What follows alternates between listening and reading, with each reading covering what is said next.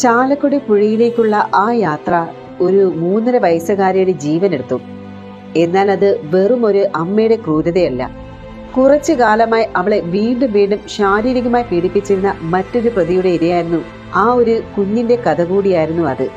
മലയാള സമൂഹത്തെ ഞെട്ടിച്ച ഈ ഒരു സംഭവത്തിൽ നിന്ന് നമുക്ക് ഒരുപാട് ചോദ്യങ്ങൾ ഉണ്ടാകുന്നു.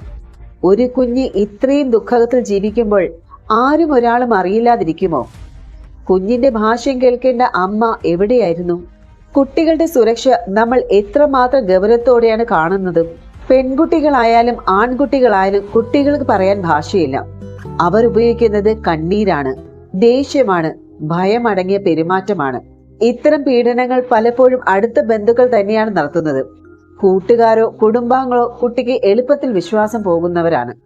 ഈ ഒരു കേസിലെ ആ ഒരു കുഞ്ഞിനെ പീഡിപ്പിച്ചതും അമ്മയുടെ ഭർത്താവിന്റെ അനിയനായിരുന്നു. പീഡോഫീലിയ എന്ന ഒരു മനോവൈകല്യമുള്ള ഒരു വ്യക്തി മുംബൈയിൽ നേരത്തെ തന്നെ പീഡന ദൃശ്യങ്ങൾ നിരന്തരം കാണുന്നതായും ഈ ഒരു പോലീസ് കണ്ടെത്തുകയുണ്ടായി. കുട്ടിയെ ഒറ്റയ്ക്ക് കിട്ടുമ്പോഴൊക്കെ അയാൾ പീഡിപ്പിക്കുമായിരുന്നു. അതിന്റെ അടയാളങ്ങൾ പോസ്റ്റ്മോർട്ടത്തിൽ തെളിഞ്ഞു. ഈ ഒരു പീഡോഫീലിയ എന്ന് പറയുന്നത് മനസ്സിന്റെ രോഗം മാത്രമല്ല, ഒരു സാമൂഹ്യ അപകടം തന്നെയാണ്. പീഡോഫീലിയ ഒരു സൈക്കിക് ഡിസോർഡർ ആണെന്നുള്ള ശാസ്ത്രം പറയുന്നുണ്ട്. എന്നാൽ അത് തിരിച്ചറിയാതെ പോയാൽ അതിന്റെ ഫലം കുട്ടികളുടെ ജീവിതം തന്നെ നശിപ്പിക്കും. സൈക്കോളജിക്കൽ അസസ്മെന്റുകൾ വഴി ഇത് തിരിച്ചറിയാനും കഴിയും. എന്നാൽ ആദ്യം സംശയം ഉണരേണ്ടതും മാതാപിതാക്കളിലായിരിക്കണം. ഇന്ത്യയിലൂടെ നടപ്പിലാക്കിയ protection of children from sexual offence act അഥവാ പോക്സോ 2012 പ്രകാരം കുട്ടികളെ ലൈംഗികമായി പീഡിപ്പിക്കുന്നവർക്കും കഠിനമായ ശിക്ഷ നൽകാൻ കഴിയും. എന്നാൽ തെളിവ് ശേഖരണം, മെഡിക്കൽ, ഫോറൻസിക് പരിശോധന എന്നിവ ക്രമമായി നടക്കേണ്ടതുണ്ട്. ഇവിടെയാണ് പോലീസിന്റെ സുതാര്യതയും ആത്മാർത്ഥതയും പ്രശംസനീയമാണ് എന്ന് പറയുന്നത്. പ്രതിയെ സാങ്കേതിക സാക്ഷ്യങ്ങളുടെ അടിസ്ഥാനത്തിൽ പിടികൂടിയതും അതിന്റെ ഒരു തെളിവ് തന്നെയാണ്. നമ്മൾ മാതാപിതാക്കൾ ശ്രദ്ധിക്കേണ്ട പല കാര്യങ്ങളുണ്ട്. കുട്ടികളിലെ വ്യത്യസ്ത പെരുമാറ്റം, ഭയം, അതുപോലെ അവരുടെ ആ വ്യത്യാസമുള്ള സ്വഭാവം, ഇവയൊക്കെ ഒന്നും നമ്മൾ നിസ്സാരമായിട്ട് കാണരുത്. കുട്ടിയെ തെറ്റായിട്ട് താലോലിക്കുന്നവർ ആരായാലും ശരി, അങ്ങനെ ഒരു സംശയം വന്നാൽ പോലും നമ്മൾ അവിടെ പ്രതികരിക്കണം, അവിടെ ചോദ്യങ്ങൾ ഉയർത്തണം. അത് മാത്രമല്ല, കുട്ടികൾക്ക് നമ്മളോടുള്ള ഒരു വിശ്വാസം നമ്മൾ സ്ഥാപിച്ചെടുക്കണം. കുട്ടികൾ സംശയമില്ലാതെ പറയാൻ കഴിയുന്ന രീതിയിൽ മാതാപിതാക്കൾ സ്വയം മാറ്റങ്ങൾ വരുത്തണം.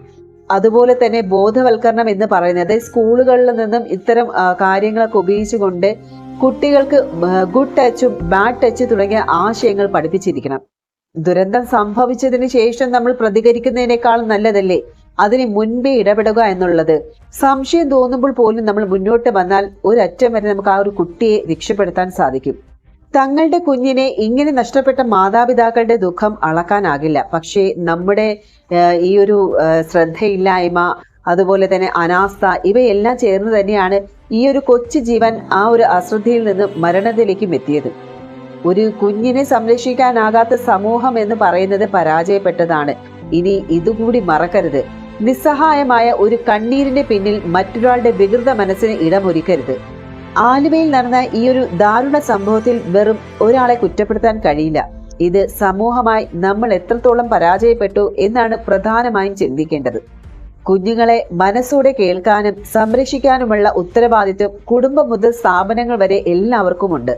ഓരോ കുഞ്ഞിനെയും ഓർമ്മയ്ക്കായി ഇനി ഇത്തരം ദുരന്തങ്ങൾ ആവർത്തിക്കപ്പെടാതിരിക്കാനും നാം നിലപാടെടുത്തേ മതിയാകും. അതിനു വേണ്ടിയിട്ടുള്ള ജാഗ്രതയും ബോധവൽക്കരണവുമാണ് നമ്മുടെ പ്രതിരോധം എന്ന് പറയുന്നത്. ഇവിടെയും സംഭവിച്ചത് ആ ഒരു ദാരുണമായ ഇരട്ട കുറ്റകൃത്യങ്ങൾ തന്നെയാണ്. അതിന്റെ ഒരു അവലോകനം എടുത്ത് നോക്കുകയാണെങ്കിൽ, അതായത് ഒന്നാം തരത്തിൽ അത് മർഡറും, രണ്ടാം തരത്തിൽ പീഡനം, അതും ഒരു 3-3.5 വയസ്സുള്ള നിസ്സഹായ പെൺകുഞ്ഞിന് നേരെയാണ് ഇത് സംഭവിച്ചിരിക്കുന്നതെന്ന് ഓർക്കണം. കുട്ടിയെ മാതാവ് തന്നെയാണ് പുഴയിൽ തള്ളിക്കൊല്ലുന്നതും. ആദ്യം താൻ ചെയ്തതായി സമ്മതിക്കാതിരുന്നെങ്കിലും തുടർച്ചയായ ചോദ്യം ചെയ്യലിൽ പുഴയിൽ തള്ളി എന്ന് സമ്മതിക്കുന്നു. CCTV ദൃശ്യങ്ങളും ഓട്ടോ ഡ്രൈവർമാരുടെ മൊഴി, മറ്റുള്ള ശരീരഭാഷാ തെളിവുകളെല്ലാം ഈ ഒരു സ്ത്രീയുടെ പങ്ക് തെളിയിക്കുകയാണ്.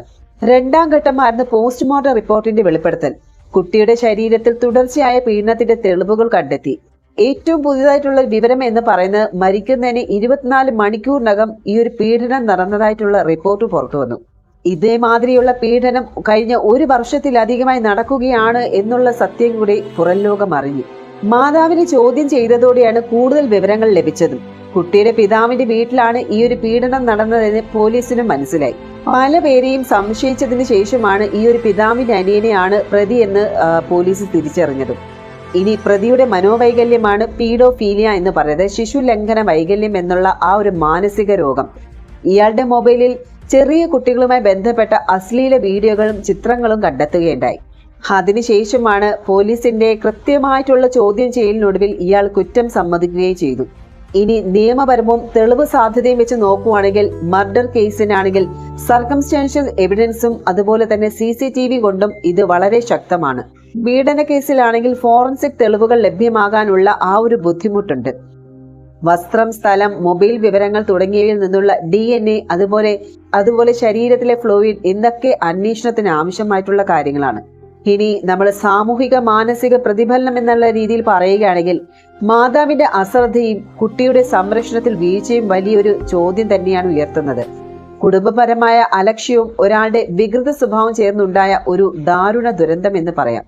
ചുരുക്കം പറഞ്ഞാൽ ഇവിടെ സംഭവിച്ചത് കുട്ടിയെ അമ്മ കൊന്നു. 1 വർഷം പിതാവിന്റെ സഹോദരൻ അവളെ പീഡിപ്പിച്ചു. പീഡോഫീലിയ എന്നുള്ള മനോവൈകല്യത്തോടൊപ്പം വലിയൊരു സാമൂഹ്യ നിരാകരണം കൂടി സംരക്ഷണത്തിലെ പൊട്ടലും ഇവിടെ വെളിച്ചത്തിൽ വന്നിരിക്കുന്നു. ഇതിനെതിരെ ശക്തമായ നിയമ നടപടികളും അവബോധ പദ്ധതികളും കുടുംബ ശ്രദ്ധയും കുട്ടികളുടെ ശബ്ദം കേൾക്കാനുള്ള സംവിധാനങ്ങളും അത്യാവശ്യമാണ്.